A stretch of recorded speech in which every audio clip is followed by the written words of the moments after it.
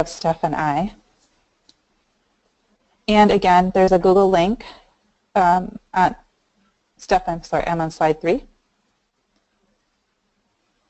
There's a Google link there, so if you have not logged into that, please do that. And that's in the chat box of the menu bar that's off to your right. Next slide. So I just wanted to run through that today we're really addressing just tiers 1 and 2.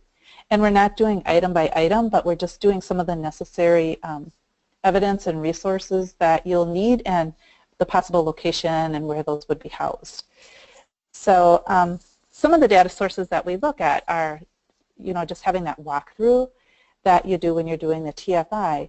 But we also want you to consider, so if you were to leave or a new coach, administrator, a team member were to walk into your building, would they be able to pick up from where that other coach, administrator, team member left? So is it easily accessible? Do you have written documentation? And if so, do you have directions on how to access it? So, sometimes it's in a Google Drive, and to give the specifics of where it's located in that Google Drive so people can find it. We have had concerns with that. Next slide. So on here, we're looking at items 1.1, 1.2, 2.1, and 2.2.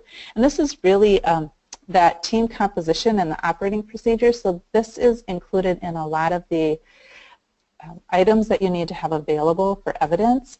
And as you can see, what they're looking for is that you're documenting the date, the time, location, facilitator, as well as the team members who are part of your team and the agenda. So they're looking at all of this information that's included on this sheet. We also have another example here on slide 6 that you can see. So this is just a Google Sheet. So some schools, what they do is they take that the information from the other slide, the meeting minute form, and they put it into this document. And you can see on the bottom they have the tabs, so they can put all of their information from each of their meetings in one document and tab through each of their monthly meetings. And slide 7. So here's an example of a staff handbook that a school may have, and this may be an actual hard copy or it may be an electronic copy. Again, what you want to remember is making sure that this is accessible to others, so if someone were to walk into your building to take over a position, that they're able to get at this and find this information very easily. And you can see there's quite a bit of information in the topic part, so it's referencing all the different areas that you may have documentation for. And this staff handbook, again, is referenced many times throughout the TFI as looking for evidence that you may need for your assessment. Slide 8.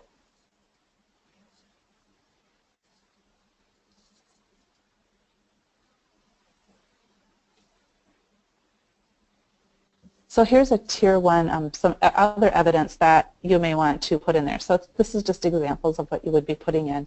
So your expectations and your cool tools. Next slide.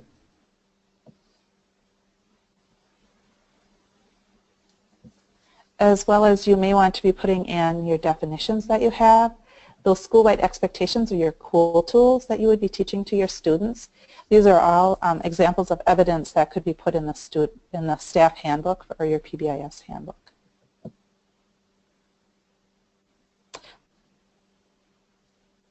Slide 9. So a lot of this information is discussed through that walkthrough or maybe observed in the walkthrough. So you may be checking in a room to see, do they have a classroom matrix? Do they have, like Mrs. Meyer's classroom menu? So they talk about some of the acknowledgments that they have and how many points they need to get them. So just examples of things or artifacts that you have for your TFI or for your PBIS implementation.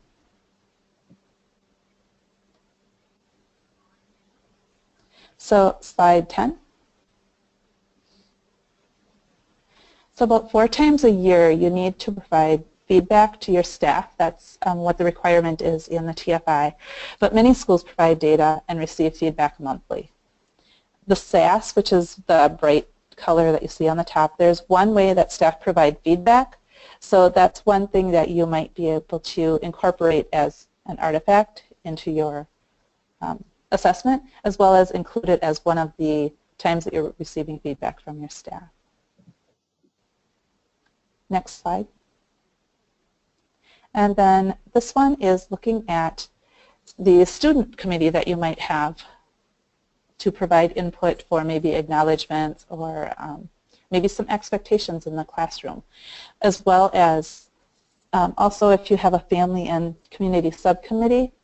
So this committee is probably not going to be meeting at school, but we definitely want to include them. So if you look at the upper right, they're going to be included as part of the team members for that core team that you have. And you might have a rotating family member or community member that comes in, but you definitely want to get some input from them.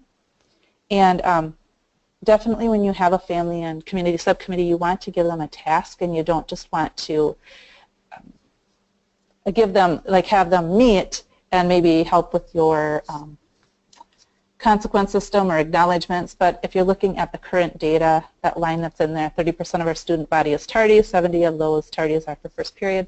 So that could be that parents aren't getting the kids to school. So maybe there's a way as the community members and families that they can determine a way, how can we get more students to school to overcome this issue that we have with our school. Again, this is really looking at what are the artifacts that you should have within your book to reference when you're doing the TFI assessment. And now I'm going to turn this over to Stephanie, and she's going to talk about some Tier 2 items. So for items 1 and 2 of Tier 2, they're similar to Tier 1, so Jen already discussed those in terms of teaming and composition of your team. And for the TFI item 2.3, the screening refers to utilizing Tier 1 behavior and academic data to identify students that need additional support. So here are some examples of possible evidence of Tier 2 flowchart. And this is actually from Maplewood Middle School in Menasha. Thanks, Chip. Chip's on the call, and they gave him permission to use some of their resources. The Excel spreadsheet in the corner is an example of organizing data by classroom teacher. So each student is listed on the left-hand side, and on the columns are the types of data sources. And then each teacher would have a tab. Just an example. Request for assistance, item 2.4. Here's an example of a document that you could use for a request for assistance form. It's really simple. It's actually within our Tier 2 training workbook. The school determines how a request for referral takes place. But it is recommended that whether it's through a conversation or an email, that it's documented, consistently documented in the same fashion for a referral from staff, students, and families, and that the team responds within 3 days.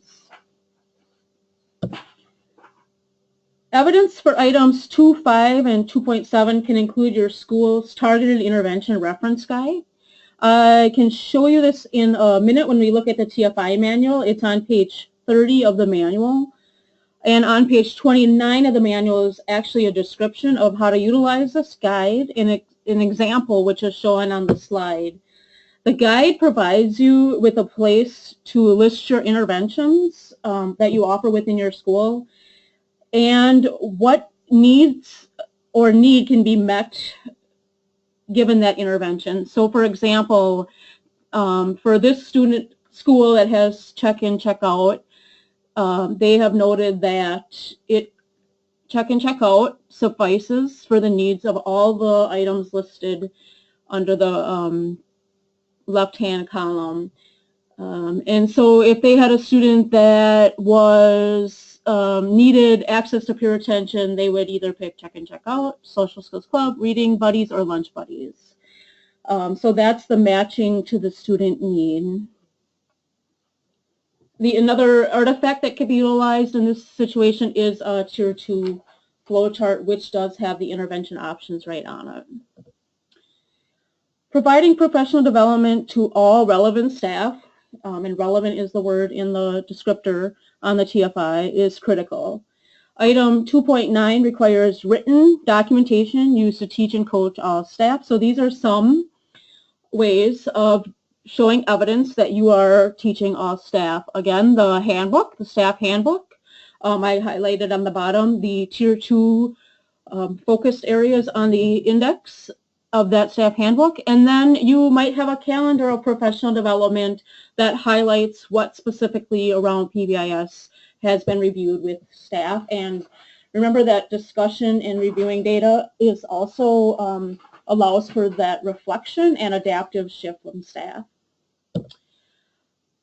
The automated tracking tool is on the Wisconsin PBIS Network website. It allows schools to document their Tier 2 supports and the criteria for success of each intervention. So the number of students in each support and the number of students making progress towards the goal can be documented right in this tool, and it automatically generates the response rate or the number of percentage of students that are successfully meeting the being successful on the intervention. So this can actually be used for items 210 and 211. It's one example. You don't have to use it. A school board annual evaluation report is definitely evidence of assessing overall effectiveness of your system. The evaluation report includes measures of implementation and student outcome data. It also looks at Fidelity and student outcome data over time to see changes in those data. Also included are practices of Tier 1 and, if implementing, advanced tiers, and alterations in processes based on the evaluation. So Jen and I just covered some possible data sources to look at when completing the TFI. We didn't get into every item on the TFI. This is not meant to be covering all aspects of all items on this assessment. But we did have a request to look at different possible evidence sources and thought it would be helpful for everybody. Which leads us back to the fidelity measure, which is our items on the actual TFI. You're completing the TFI. And you have to look at your fidelity as well and create an action plan. So we reviewed some of this in webinar 1, but we wanted to come back and circle around to the TFI and action planning, and when would you do this? So here is just an example of when you might complete the TFI. So the TFI is completed annually, at least annually, for tiers that are in place. So you might be at Fidelity on Tier 1, and you've moved on, you're trained in Tier 2, and you self-assess in Tier 2, but you're not at Fidelity, you're still scaling up. And you decide as a school to do quarterly assessment given the TFI. Because you're also using the TFI not just as your annual tool, but your progress monitoring tool. So in this example, you complete your annual assessment, a walkthrough, and your annual assessment in May and June and develop your annual action plan. You progress monitor in October or November. You pick a couple items from Tier 2 to action plan around. You also have your staff complete the SAS, and you re-look at your action plan and make updates and changes on it. In January and February, you progress monitor again the same items that you've been working on. And make changes in your action plan. And again in March and April. Now you could assess or progress monitor up to 4 times a year. You might choose to do 3 times a year, so it might look more like annually assess in May and June, progress monitor in November, and progress monitor in March. And then you're going to create that action plan, because the purpose of any assessment is to use that data.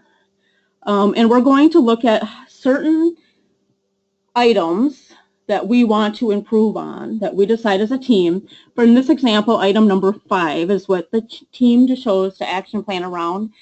And they noted from October 10th to December 10th, they noted improvement in their implementation in that specific area of problem behavior definition. So choose 1 or more tiers to focus on, choose 2 to 3 items within the tier, and then progress monitor 2 to 3 times in addition to the annual assessment.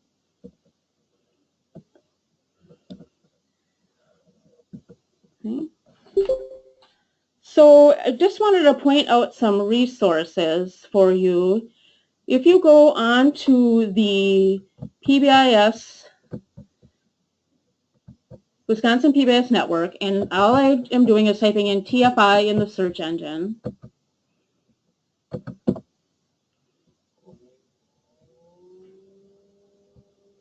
I'm going to click on the first link that comes up. And here is a page that is a brief overview of the TFI. And on the bottom are some resources. So you have the TFI manual and the training deck, information on the walkthrough, and then some of the videos, and we'll be putting more on there as well, including this one. So within the TFI manual, there is a action plan. I'm just going to skip down, further down, right here. And it's just the way it is, you would write it in. Within the PBIS apps website, which I'm going to go to right here, if you go to applications and PBIS assessment, and you scroll all the way down to the bottom, you can see the list of the Fidelity measures, and I'm going to go into the TFI. Okay. So on this page, on the bottom here, there's also the TFI walkthrough video, the training slide deck, and an action plan, which comes up in the form of a Word document. And this allows you to move things around and create your own action plan, and allows an electronic copy. So you can then create your action plan within this document, which people find helpful. Okay, I'm going to go back to the training slide deck for a second.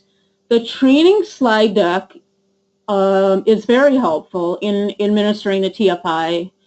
And I want to show you an example of that. It goes through some general information which we've covered in our webinars.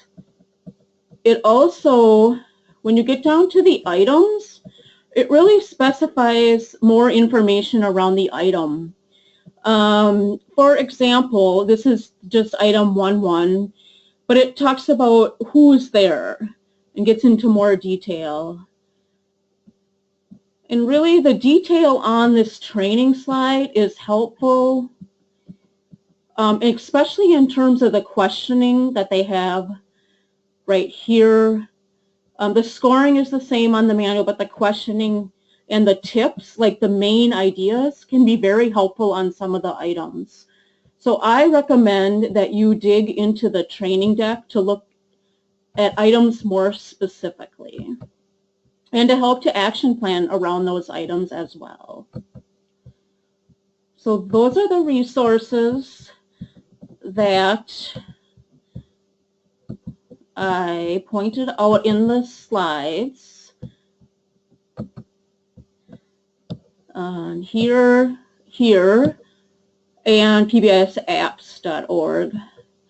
So I am going to leave everyone muted, but if you could please either type in the chat box or raise your hand for any questions or any takeaways throughout this series of webinars on the TFI. We would greatly appreciate it.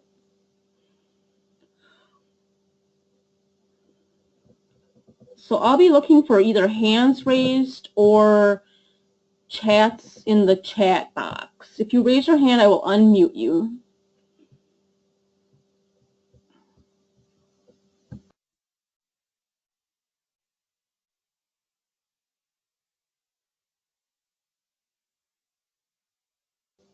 So Colleen wanted to know if any schools are currently using request for assistance. I'm going to open that up to the schools on the line. If you are using a request for assistance, can you let me know either by raising your hand or putting your information in the chat box? If anyone is unsure of how to raise their hand, it's in the upper right corner. There's a menu bar, and it's the bottom one. There's a little green arrow. If you click on that with the hand, then Stephanie will be able to see that you've raised your hand.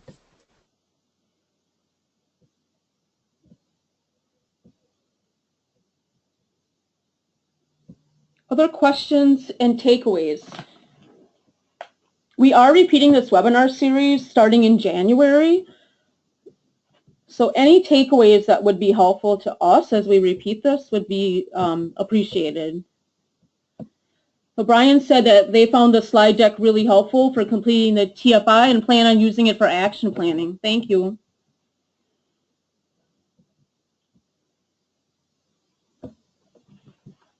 If anyone has any hesitation in completing the TFI, we would appreciate knowing what that is. And if we can assist with any further questions or discussion around what that hesitation might be.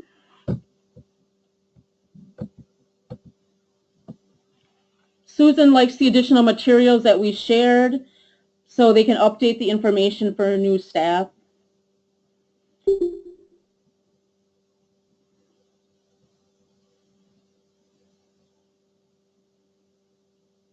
And I'll just say again that those are examples of potential. You might have different things that look differently, and it's really that written documentation that is important. Other questions, ahas?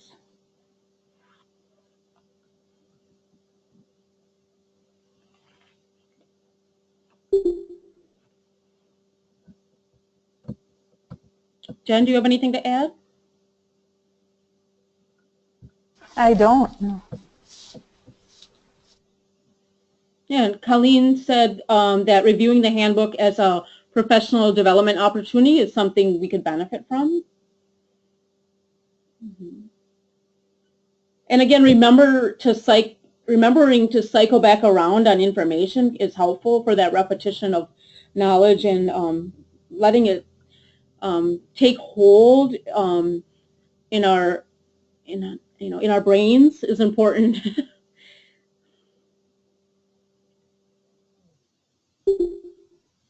All right, well, people are leaving the show, so I am ready to say goodbye to everybody. If you have any questions, Jen and I can stay on the line.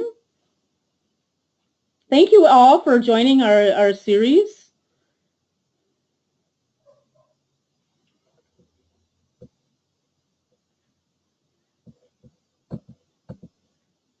Thank you, Susan. Thanks for being here. Yeah, you stay warm. Susan said to stay warm. Lori, nice job. Oh, thank you, Lori. Lori is a colleague, and she's saying nice job.